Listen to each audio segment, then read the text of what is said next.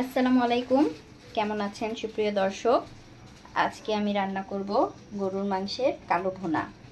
কালো ভুনা করার জন্য আমি 1 প্যাকেট কালো ভুনা মশলা নিছি, আর এখানে 1 কাপ পরিমাণ পেঁয়াজ কুচি নিছি। কালো ভুনার সাথে আমি কিন্তু আবার কিছু মাংস জাল দিতেছি লবণ দিয়ে। তো এই চুলায় আমার মাংস জাল হইতেছে, ভাত বসাইছি, আর এই মাংসটা আমি কালো ভুনা করব। তো এটার মধ্যে সব উপকরণ দিয়ে মাংসটাকে ভালো মতো ম্যারিনেট করে তারপর আমি রান্না করব। তো চলুন কি কি দিতেছি আপনাদের সাথে একটু শেয়ার করি। তো আমি মাংসটা সুন্দর করে ধুয়ে নিছি, পানি ঝরাই নিছি। এখন পেঁয়াজটা দিয়ে দিলাম, দিয়ে দিচ্ছি স্বাদ মতো লবণ, তারপরে তেলটাও দিব 1 কাপ পরিমাণ। এই যে আমি কাপ দিয়ে মেপে দিতেছি, একটু কম দিতে পারো, যেহেতু মাংস যেহেতু আমার কম তাই তেলটা একটু কম দিলাম, যদি লাগে আবার দিব। এরপর দিব আমি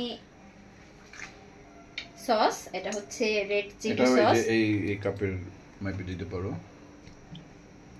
আচ্ছা, এখন বেশি না হইছে।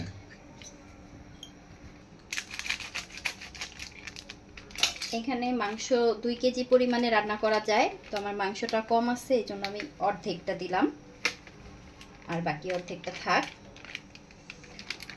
তো ভালো মতো এগুলো মিক্স করে নেই।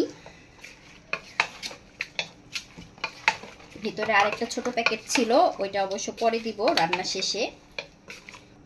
এখন দিয়ে দিতেছি সয়া সস 2 টেবিল চামচ। আজকে সব আমি মেপে মেপে রান্না করতেছি, সব সময় আন্দাজ করে রান্না করি, আর আজকে সব মাপা মাপা। এখন দিয়ে দিতেছি 1 কাপ পরিমাণ পানি। এই তো আমার জাল দেওয়া মাংসগুলা, এগুলা একটু আস্তে আস্তে নেড়ে চেড়ে দেই। ছোটবেলায় জাল দেওয়া মাংসটা খুব পছন্দ ছিল, রান্না মাংস পছন্দ করতাম না, কিন্তু এই জাল দেওয়া মাংসটা অনেক পছন্দের। মাংসটা অনেক সময় আমি ম্যারিনেট করে রাখছিলাম, আর ওই সময়তে আমার ভাতটা হয়ে গেছে। এখন আমি ভাতের মাড় ঝরাই নিব, আর যেহেতু চুলা খালি ছিল না, অন্য চুলায় আমার মাংস জাল দিতেছি। তো এই চুলাটা খালি হলে আমি মাংসটা রান্না করব। সিংয়ের মধ্যে আমি ভাতের মাড় ঝরাই, আমার কাছে অনেক সুবিধা হয়। 2 পাশে 2টা কাঁটা দেই, যেটা দিয়ে নাকি কাপড় শুকা দেয়। তো ওই কাঁটা দিয়ে তারপরে সিংয়ের মধ্যে মাড় ঝরাই। আর এদিকে এই যে মাংসটা এখন আমি বসাই দিলাম, একটু সময় আমি কষাবো, তারপরে ঢাকনা দিয়ে রান্না করব। ঢাকনা খুলে কষালে আমার কাছে ভালো লাগে, একটু মনে হয় টেস্টটা একটু ভালো হয়। যার কারণে যখনই প্রেসার কুকারে গরু মাংস রান্না করি, রান্না করার আগে আমি মাংসটাকে ভালো মতো কষাই নিই।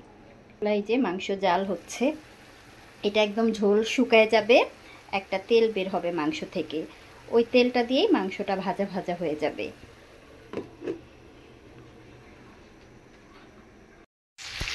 মাংসটা থেকে পানিটা শুকায় গেছে, আর মাংসটা একদম মানে তেল ছাড়ছে।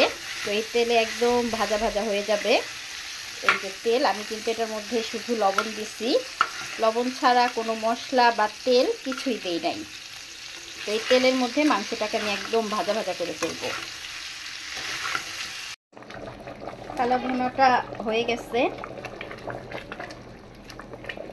ঝোলটা আরও শুকাবে।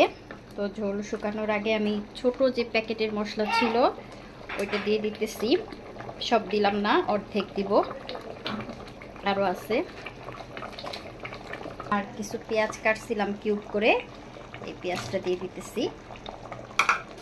এখন ঝোলটা শুকালে তারপরে নামাই নিব। এই হলো খাওয়ার পরে অবশিষ্ট কালা ভুনা। আমি যখন রান্না করতেছিলাম তখন আমার কন্যারা বলতেছে ক্ষুধা লাগছে, যার কারণে আমি আর ভিডিও ধারণ করতে পারি নাই। খাওয়া দাওয়া শেষে আমি এটাকে একটা বাটির মধ্যে তুলে নিলাম, আর এই অবশিষ্ট কালা ভুনা আপনাদের সাথে শেয়ার করলাম।